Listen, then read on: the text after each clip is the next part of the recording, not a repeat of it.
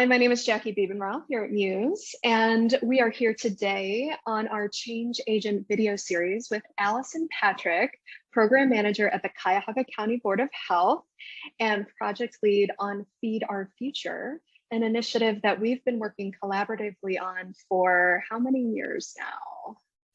7. 7 years.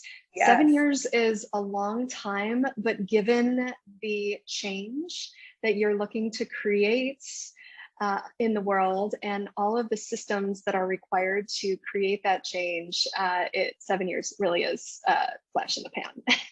It really is, considering we've been doing this larger body of work since 2009. So here we are.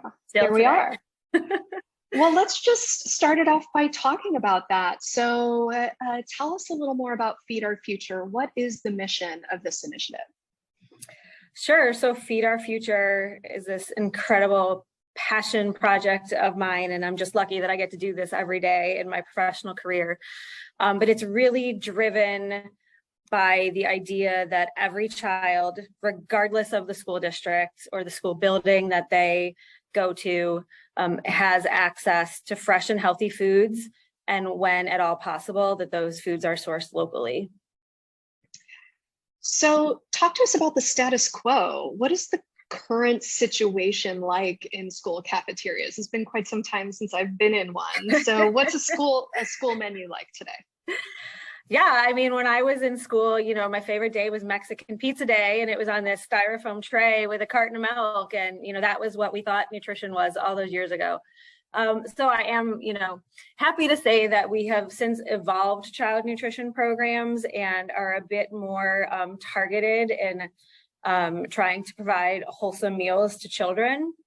But unfortunately, kids are still seeing the same types of foods, which we've often called the brown food diet. So you still see chicken nuggets, pizza day is everybody's favorite.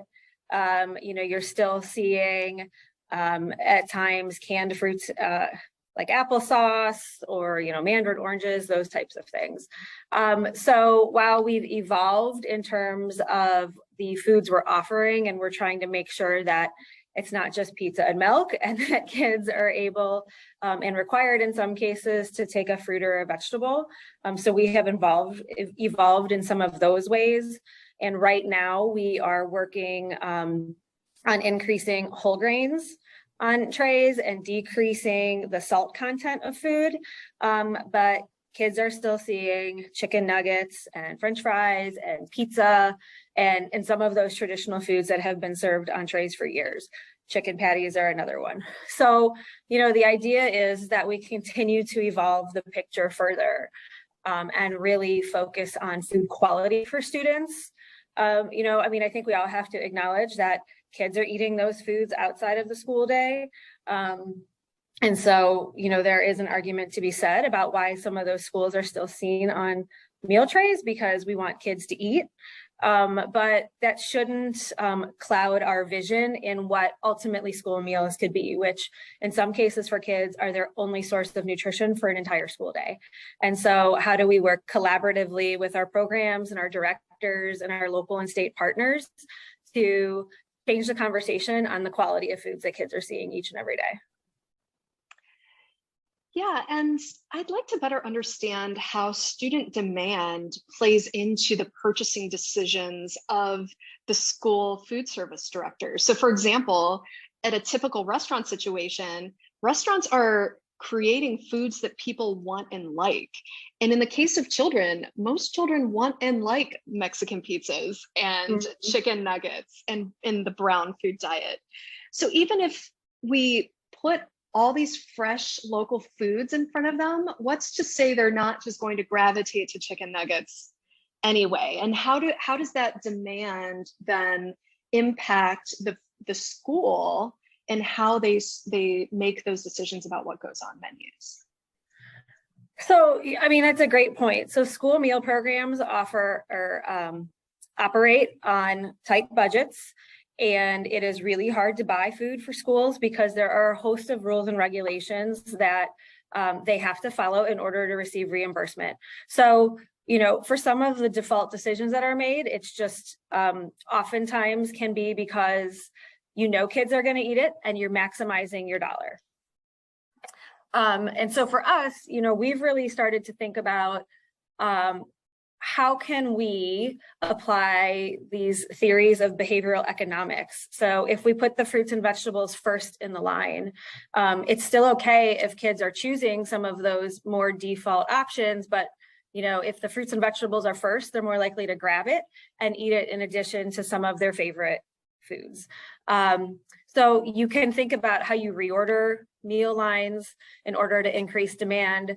You can also think about ways in which you market the foods, or even the ways in which you put the cups on a colorful tray instead of on a hotel pan to make them look more appealing. But one of the ways we found great success is going to the consumer themselves. And so if a director or a school or a cook in a district is really wondering, like, if I menu beets, will my kids eat it? One of the great ways to even go about understanding that is to just do a taste test. Walk around the lunchroom, and kids will be very honest. Yes, I like it. No, I don't. You can get really fun with it, have them put stickers on charts, but then you're giving them the power to use their voice to influence what's being offered and the things that they want to see and will demand on their menus. That's fantastic. Yeah, absolutely. And I've been in the cafeteria for these like kale taste tests and things, and it's amazing what the kids say and the different opinions. Some kids are like, oh, this is awesome. And other kids are just like, absolutely not. I really feel like oftentimes we underestimate the value of asking kids across all ages and grades their opinion on their foods. And so I think there is some of this misperception to a degree of kids won't eat it, or it might be difficult to serve in a really short lunch period. And some of my favorite moments in this work have been when you see these kids running into their cafeteria and their fruit and veggie bars, the first thing they see, and much to the custodian and the lunch staff's dismay, the grapes go flying everywhere because the kids are so excited to see grapes, or the kids are so excited to see sliced watermelons on their lines.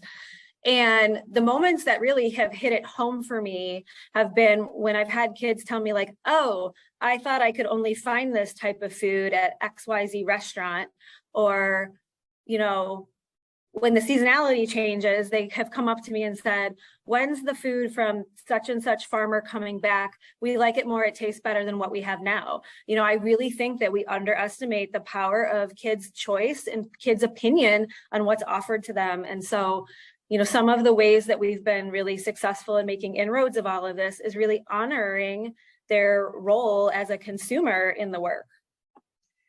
That is such an awesome point to make, not only for kids, but for adults where you want to create a change. And, straight up just asking through easy online surveys and things so they feel like their voice is heard. So when the change is presented to them, they feel like they had a part in it. And there's accountability and ownership for the shift. And perhaps engagement and excitement as well. So I think that's a great point. So I want to hear more about why it's so important it just seems very common sense, like kids should eat nutritious food to be their best kid selves, right? Mm-hmm. But do you have some data that can help us understand why this change is so important and why the Board of Health in particular is putting so much time and effort toward creating this change in school districts? Yeah, it's been an interesting journey. So when I first started here, and really where the field is it's all about educating folks to make good personal decisions. And then really what we started to get a better understanding and recognition of is that not everybody has access to the same resources and opportunities as others. And that could be dependent on the neighborhood you live in. It could be dependent on the school district that you attend. It could be dependent on the places that you live or worship. And so we really had to think a bit differently about our work and understand that, we can attend every health fair and community event, and we have some really well-intentioned programs designed around increasing knowledge and awareness. But if children and the families and the folks that we are working to serve and improve health and promote good health can't access those types of foods that we're really passionately encouraging them to consume for good health, then we can only go so far. And so it really became this shift for us in how can we change and influence the policies and systems and structures that are in place that are essentially driving access and opportunity. And so, it's been a long road, and it's really been being comfortable in working with folks in their own lived experiences, and really coming from a place of how can we help instead of here's something we think you need to be doing. And it's that collaboration and partnership that have really been at the cornerstone of our work. We're at a public health department, so I do have to put my public health spin on it. And when you think about today in our community, 20% of kids are food insecure, don't have enough food for good health. And then if you want to think about it from a disease perspective, it's really easy to see often the way certain adult diseases exist in our community. But I've often been told, well, these aren't issues for kids. And we now have new data, and it shows that 1 in 4 kids in our county have an issue with overweight or obesity by kindergarten. And it becomes 1 in 3 by the time they reach middle school and high school. And then when you look at the fact that kids are consuming more fast food and less fruits and vegetables at a middle school, high school age, and then you understand that 1 in 10 children have an issue with their blood pressure by their first day of school. These are real issues for kids. And so this is just one way that we contribute to trying to really give them the best, healthiest start possible. And we just hope that as the work continues to grow, that it follows them, through their academic careers and beyond, and that we're really starting to help change the trajectory for health for our youth. And we have to start as young as possible. That's so powerful when you put it that way. And you just sort of open the door on that data. It's unbelievable to think about, just these high volume numbers of people who are, it's in many cases directly correlated to, nutrition. And so by putting that nutrition in front of them and encouraging, I think we use the word mindful choices. Mm-hmm. So we're not positioning as bad or good. It's more about being thoughtful about what you consume when you do have the choice, first and foremost, and then how those habits and that knowledge, they're getting in schools carries them through to help them live their best life. So very impactful. So we talked a little bit about the students. I'd like to change the conversation over to the actual buyers of the food. Mm-hmm. So the buyers and the planners of the menu. So this typically is the food service directors. And I'd like to hear a little more from you about how you've worked to create change in the kitchen environments, because it's not as simple as going to the grocery store and choosing to buy, vegetables. There's a lot of steps that these food service directors have, these hoops they have to jump through to acquire the food and to get it into the cafeteria. So talk to us a little more about that and how you've worked to help them make change in their kitchen environments. Yeah,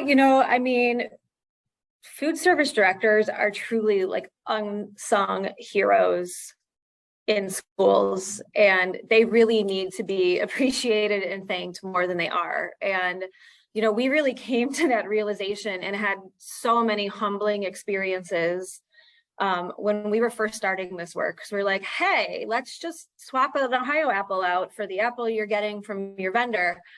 And they would be oh, well, to do that, I have to write this bid and I have to secure this pricing and then establish a vendor and open a PO. The list goes on and on and on. It is such an incredibly complex process. And then you understand that $1 to $1.25 of the total reimbursement that they get through their child nutrition programs is for food. And the rest of the money goes for everything else. It goes for labor and their overhead costs. And when you think about that, like, when was the last time you bought lunch for $1 to $1.25 and it was a full meal? I mean, that's just incredible to me. And so again, like, our partners laugh. I know she'll laugh when she hears this. I say we came at this from the perspective of, how do we design this with you and not for you? And that was really transformational in the ways that we've worked in our partnerships. And it really took myself and others convening these school food service directors and saying, what would you like to buy locally? How do you want to buy it? Where are your price points? How does it need to be delivered? What do your kitchens look like? I mean, we dove deep to really, try to understand the day in the life of a food service director. And then once we had that buy-in and that feedback, it became this conversation of, well, how do we make it as easy as possible for them to source their food locally if they want to? Because it's still not for everybody. And we also have to recognize that districts are in all different places. And so we had to design it in a way that districts could apply it within their own food service contexts. And so the overwhelming message became, remove the administrative burden off of us, take care of the procurement, identify the vendors, award the vendors, and really make it so all we have to do, if we choose to, is become a client of the vendor and order the food. And so we have been very fortunate since 2015 to work with Ohio Schools Council and the School Buying Cooperative and craft a bid that made it as easy as possible for a food service director to buy local food if they wanted to. And since then, we've coupled that with what we call our turnkey resources. So we've made it as easy as we can for them to purchase food. And so now we need to make it really easy for them to serve food. And so we have invested in recipe development and in trainings and in educational materials to be used in the cafeteria so that we could increase demand and teach kids to make those mindful choices. And then we also have worked to make it really easy for them to teach about local, whether that's in the cafeteria, in the classroom, or in the community that their district, services. And so, it's been a tremendous learning experience. The work wouldn't be where it is today without the food service directors being really open and honest about the very real challenges that they face day in and day out, and the really good work that they are trying to do. And so we just have come from this place of, how can we help you? I'd like to think that that's gone a long way and how the program has grown and evolved over time. Yeah, so what you're saying is, in essence, in order to spark and navigate this change, it's curiosity, number one, like asking the questions, and then the collaborative nature of, doing it with them and not obligating them to do something new, right? Mm-hmm. So curiosity and collaboration seem to be key in sparking that pushing that boulder, I guess, which is a huge boulder. And then that's the procurement boulder, but what about the preparation? So it's like, okay, so they buy the food and now they have it in their kitchen, but maybe their staff isn't trained to prep it, food safety, storage, all of the things. How does that work? For us, that's actually been one of the really great benefits of this work being anchored at a health department, because one of the very first barriers we often run up against once we can work on the financial piece of the puzzle is the food safety piece. And so we have to understand, can the kitchen accept fresh fruits and vegetables? And then can they cut them? And if not, we have actually worked with school districts to teach them basic knife skills so that they're able to cut up a watermelon for service. We also support meal programs and grant writing. So we have worked with kitchens to get equipment that their staff is then trained on to be able to use an apple corer or an orange slicer. Whatever their basic need is, we have really relied on not only our work, but our partners to help in making that preparation as successful as possible. That is really key, is really honoring the staff in their role in teaching kids about good food and mindful choices is, making sure that they are confident and have the skills that they need to be really successful in doing that. And one of my absolute favorite stories is we had a district that was actually serving white radishes on their salad bar. And the one food service staff member actually had the radish in a cup above the salad bar intact, like roots and all, dirt and everything. And it sparked the kids' curiosity, and they were like, what is that? And this is a white radish, here's where it came from. And so it's really ensuring that the staff feel like, they're important and they matter and they have a role in educating kids and really inspiring those choices. And then the fun part for us is how we get to help the school districts tell that story of all of these successes, and how we partner with them on our communications materials, so that, again, we take the thinking out of it for them based on our experience with them. We have these turnkey marketing solutions that we then send them, and then they're able to present that to their board members or administrators. And, a good photo on social media, we've never gotten one complaint. So, but, the role of the frontline staff is equally as important as the director. And so it's all about ensuring that they feel valued and that they have a role in the work. And so those are just some of the ways that we have worked to help make that happen. Certainly. And to that point on the promotion of those wins, I think, I've seen those posts on, say, Parma City School District Facebook page, and they consistently get the highest engagement from parents that are like cheering on these efforts. And it really goes a long way to helping this, overwhelmed and under rewarded group of people in the kitchen. Like, these food service directors and their teams really feel like the heroes that they truly are. So I think that's super important. So I'd like to kind of cap off this conversation with a little more about the work at the state level. So you're working at the regional level. You've expanded into Southern Ohio as well. This initiative is catching fire. You've started to really replicate these efforts in different regions.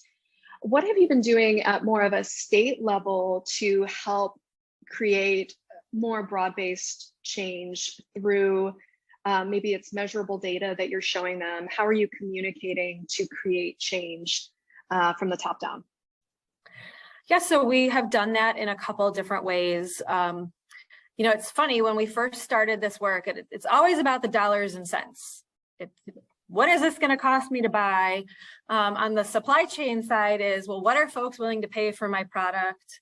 And what is the value of this contract? And it's been, in a lot of ways, really difficult to put dollars and cents to all of the questions. And so we have been working collaboratively with our new partners down in Southwest Ohio and in the Cincinnati region to really align our purchasing metrics so that we can really put dollars and cents and understand the impact on the food system, what the most popular products are that school districts buy, and then also using that data to understand where are our new opportunities.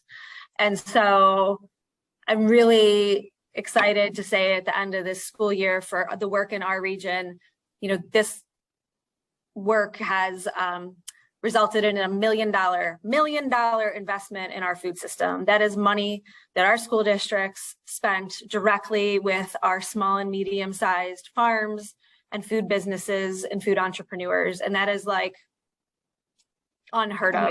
Amazing. It's so amazing, and it's so exciting.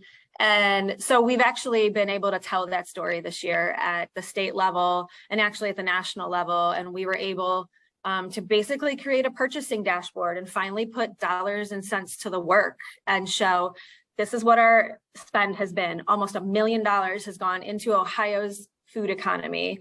And here are the ways in which it was spent. We've engaged with the Food Hub Network as an aggregator and a distributor in a key role in making all of this happen. And then we've also directly invested in business across more than 30 districts, which, again, to think about the scale, there's such tremendous opportunity to scale that. But then we're also able to take a deeper dive and understand from, over a year-over-year period of time, what has growth looked like? where are the districts that are engaged the most and how have they spent and grown their spend over time.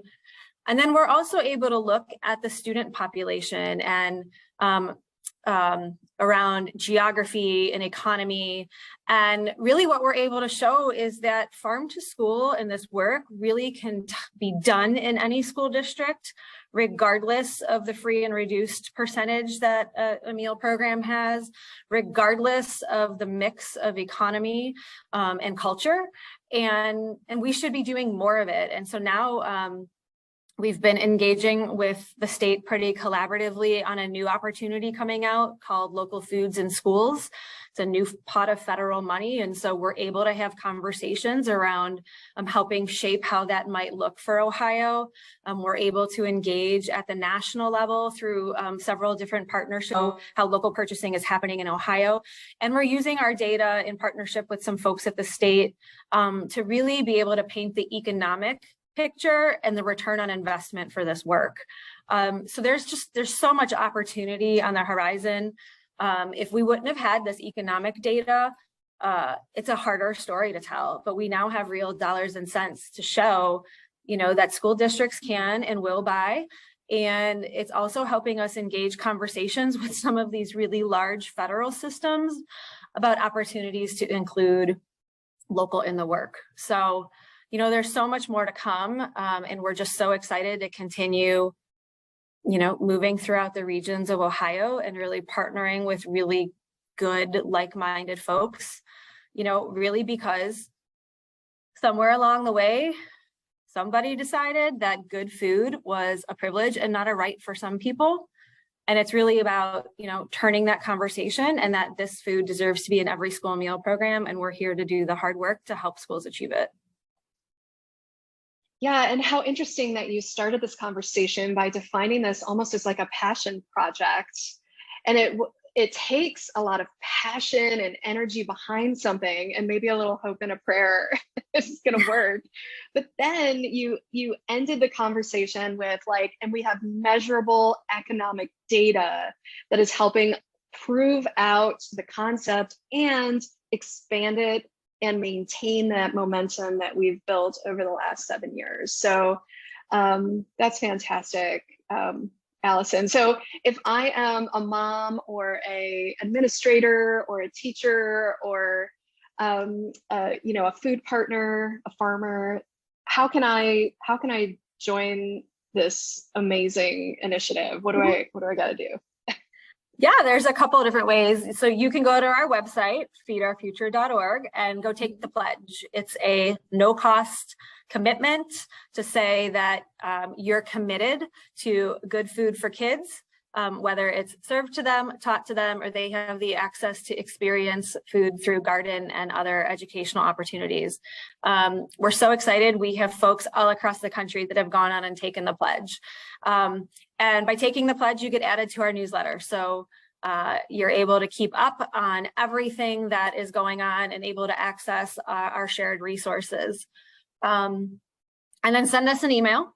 We are interested in expanding the model in other parts of not only Ohio, but in other parts of the country. And there is ample opportunity for us to have those conversations and just vision out what something could be and what that shared learning amongst our communities could be. And then we are on Facebook and Instagram at Feed Our Future Ohio. So definitely go ahead and like both of those platforms and engage with us in those ways. Okay, fantastic. Well, Alison Patrick, thank you so much for leading the charge on Farm to School in the Midwest. You are truly an inspiration, and it is our honor to support you in these efforts. So thanks again, and keep up the great work. Thanks.